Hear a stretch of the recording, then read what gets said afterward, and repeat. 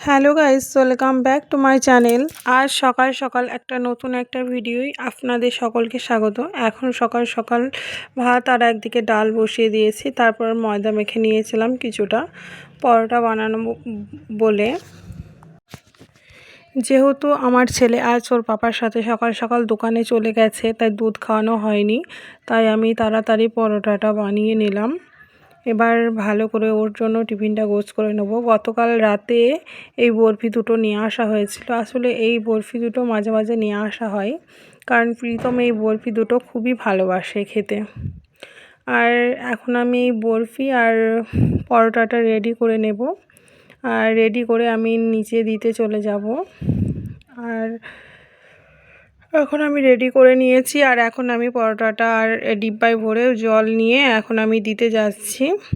আর এখন দিয়ে চলে এসেছি ঘরে। আর যেহেতু ভাত হচ্ছে আর ডালটা সিটি দিতে দিয়েছি, আর তাই এইটুকু টাইমের মধ্যে আমিও খেয়ে নেব। আর রান্না করে খাবো ভাবলে অনেকটাই লেট হয়ে যায়, তাই আজকে আমি আগেই খাবারটা খেয়ে নিচ্ছি। তারপরে আজ যেহেতু বানাবো পনির ভাপা, তাই সমস্ত মশলা করে নিয়েছি। আর এখন কড়াইটা বসিয়ে দিয়েছি, হালকা করে পনিরটা ভেজে নিয়ে এর মধ্যে সমস্ত মশলা একটু লবণ হলুদ মিশিয়ে ভালো করে নাড়াচাড়া করে এটা ডিব্বার মধ্যে ভরে ভাপ দিতে বসিয়ে দেব। আর এদিকে এটা ডিব্বায় ভরে ভাপ দিতে বসিয়ে দিয়েছি। এর মধ্যে ডালটা সিটি দেওয়া হয়ে গেছে, আর তার জন্য আমি পেঁয়াজ শুকনো লঙ্কা ভেজে একটু তুলে নেব। ভাতের মধ্যে আলু দেওয়া আছে এটা মাখার জন্য, আর সেই মতো শুকনো লঙ্কার পেঁয়াজ ভেজে তুলে নিয়েছি বাটির মধ্যে। এবার ডালটা ফোড়ন দেবো, তার জন্য পেঁয়াজ লঙ্কা দিয়ে ভালো করে নাড়াচাড়া করে ভেজে নিচ্ছি। আর ফাইনালি ভাজা হয়ে গেলে এর মধ্যে সেদ্ধ করে রাখা ডালটা দিয়ে দেব। আর ডালটা কিছুক্ষণ ফুটলেই ডালটা রান্না কমপ্লিট হয়ে যাবে। আর এদিকে আমি চলে এসেছি পনির যে ভাপাটা করতে দিয়েছিলাম ডিব্বার মধ্যে, সেটাই দেখার জন্য। আর ফাইনালি আজ পনির ভাপা কমপ্লিট হয়ে গেছে, আর পনির ভাপা রান্না কমপ্লিট হয়ে গেছে।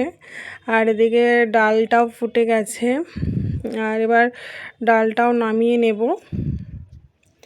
আর আজ যেহেতু রবিবার, দুপুরে খাবার খেতে অনেকটা লেট হয়ে যায়, তাই সকাল সকাল আমি এই পনির ভাপা ডাল আর আলু সেদ্ধ করে নিয়েছিলাম।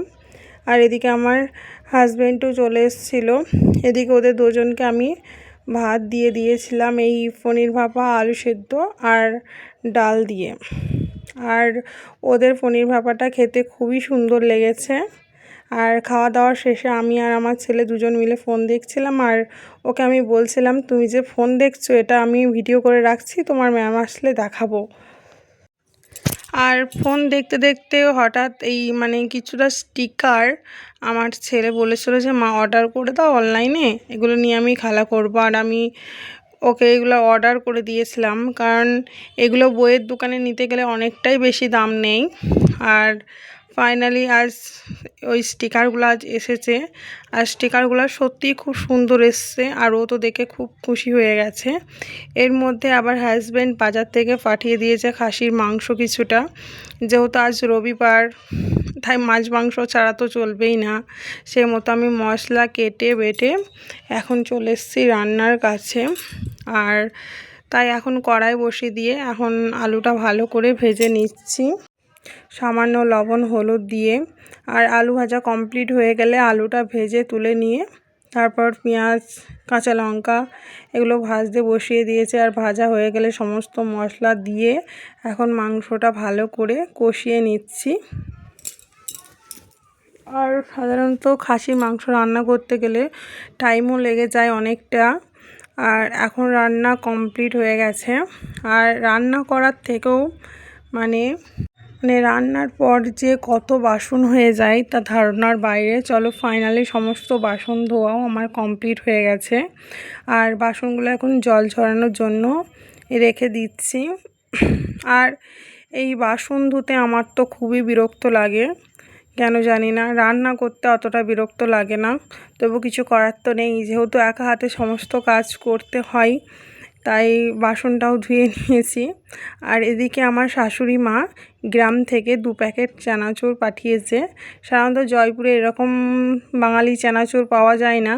চলো আজকের ভিডিও এখানেই শেষ করছি।